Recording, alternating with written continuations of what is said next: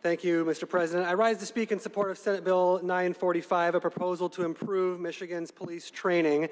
This bill has four main elements. It will require that all officers are receiving training in implicit bias, training in violence de-escalation, and training in mental health screening, as well as a requirement for the first time here in the state of Michigan that police officers participate in continuing education, something that the vast majority of other states do. And I want to point out that the sort of mental health screening we call for in this bill is not just mental health screening so that police officers can better identify and de-escalate situations with individuals who are in mental health crisis, but it's also training to destigmatize the access to mental health services for officers themselves who face stressful and difficult encounters on a regular basis.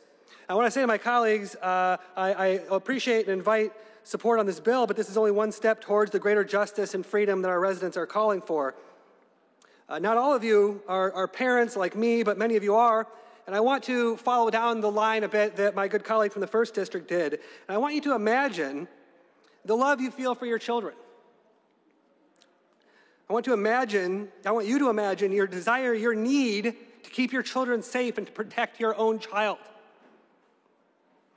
I want you to imagine for a moment the fear and anxiety you have for your own children. Some of you have newborns. Will they stay healthy? Will they thrive and find love and success? These are weighty issues for all parents. But now I want you to imagine what every parent of a black or brown child in America faces. On top of all of that, they face the constant fear and anxiety that their children will be a victim of the police that we hire to protect and serve. We must change this. Now, there's work to do in every corner of this nation to fight for this greater justice and to drive progress to end police brutality. There's work to be done at kitchen tables and at city councils, in police stations and training programs, but there's also work that we need to be doing here in the state legislature.